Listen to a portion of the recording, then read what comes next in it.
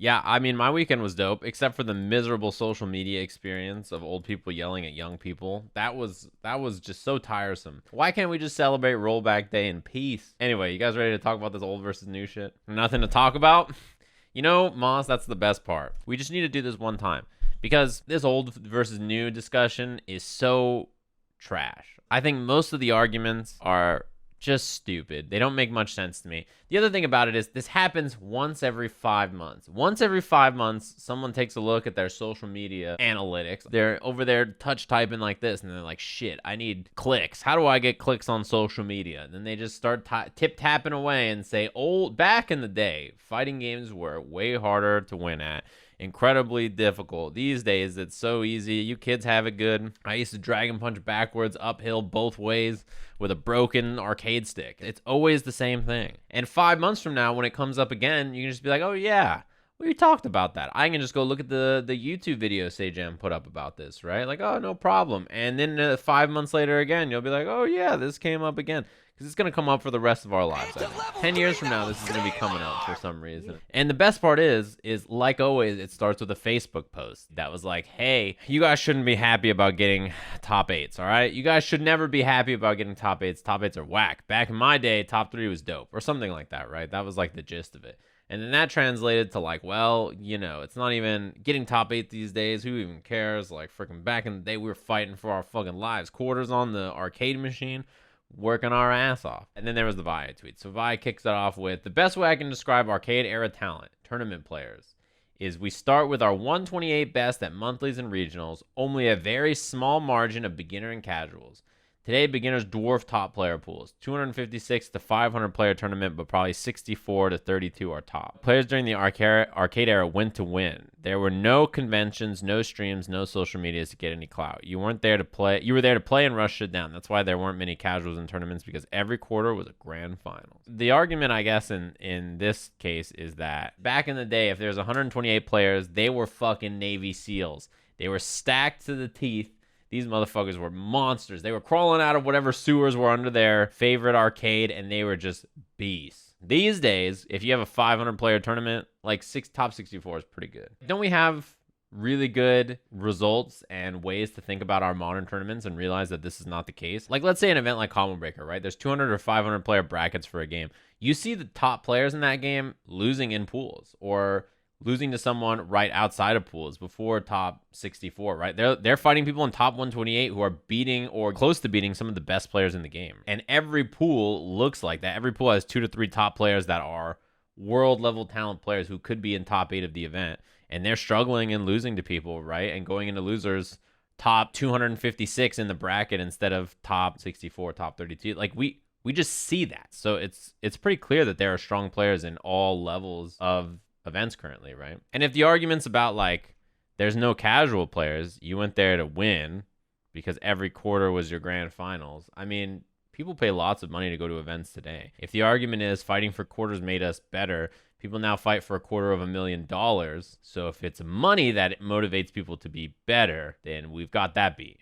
If it's volume of players, we've got that beat. If it's amount of high level players, I think we've got that beat. It's just very strange. I can tell you from 10 years ago when I started going to offline events to now, the level of play is significantly higher. Just in 10 years. There's more players now. The pools are more difficult. The players are playing at a higher level. Like, everybody's just better. It's the fact that the quarter is your money on the line. I mean, it's your money on the line when you pay $5 to play at your local, or $10 or $15. It's your money on the line when you pay $1,000 to fly to an event and book a hotel. It's, you know, $250 to buy an arcade stick of your own instead of using the cabinet at the... I mean, yeah, you have to invest money if you want to play no matter what. My registration was $85 for this tournament at Combo Breaker, and I entered, 2 games or whatever, That's basically the argument, right? It's like, you guys don't get it. Back in the day, we were just built different. This is an interesting one, though, to see how hyper-competitive the arcade era was. The games were harder, and the information was self-made. You have the info now. Games have shortcuts for execution, and mechanics help disadvantaged players. Wonder why we had more killers then. People talk about how back in the day, if you had a strategy, you would just not tell everybody about it, and you could just use that strategy in tournament, and if you just had information,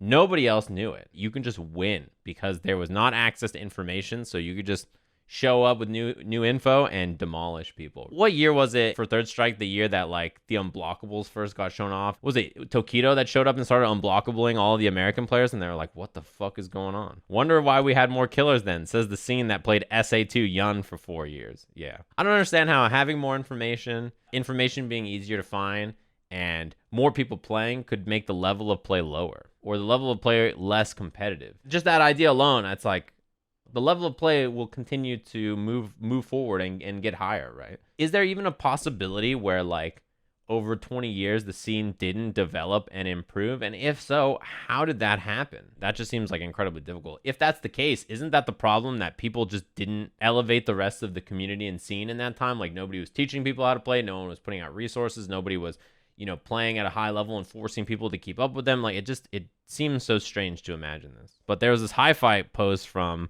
back in 2019 that got a lot of traction because of this. You can probably guess why.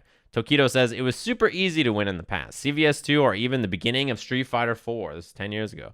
I beat one of the best players using only one button in Sam Show. Games were broken. There was a huge gap between strong and weak characters, and not that many people really worked hard to win tournaments back then. Think about how many people were dominant back in the day as well. And you can see the difference in today's level of competition, right? It's almost impossible for someone to be as dominant as people have been in the past. There are just so many players that are so good, and so many people travel to every event. It's not just like there are a few players that could potentially beat them and they might play them once or twice a year. It's like there are a dozen or 24 players that could beat the best player in the world, and they're going to meet them at 12 tournaments a year. I think it's an interesting thing to think about, but I don't really spend that much time thinking about it. This was all over my timeline all weekend, and really, as I was reading it, I don't feel like there was a lot of interesting arguments or discussion about it. It's fucking hard to win in both eras, but now it's incredibly difficult to win, and why it's difficult to win now, and the differences in domination in those eras and now, and all that kind of stuff. There's no point in discussing the other grand argument to me, because it's so hard to see it. It's a very weird conversation to have. A lot of people, even on YouTube, a lot of people are like, hey, are you gonna talk about this old versus new thing? And I was like, I feel like we have. It's just come up so many times. Even the few Vi tweets I read, it seems easy to just point at counterexamples to it, but what do I know, huh? Anyway, it's a boring old conversation, and it's gonna come up again, chat room. I'm just warning you. This old versus new conversation, it's come up at least 3 times, and every time it's been boring. When I started playing 10 years ago, the players then were good. They're fantastic. They're the best they'd ever been. Their old selves, trash compared to now. Now, all the players are much better, and that's 10 years ago. Clear that players now at all levels are better. It's very clear to me. I don't know what to tell you. Listen. Redeemed a message, do a backflip. All right, I can do that. Hold on. All right, hold on. I'm halfway there. Give me a sec. Okay, got it. Now I'm going to take a sip to that. Good flip, thanks. You know, I've been working on it. I got a lot of hang time on that one, yeah. Damn, he's good.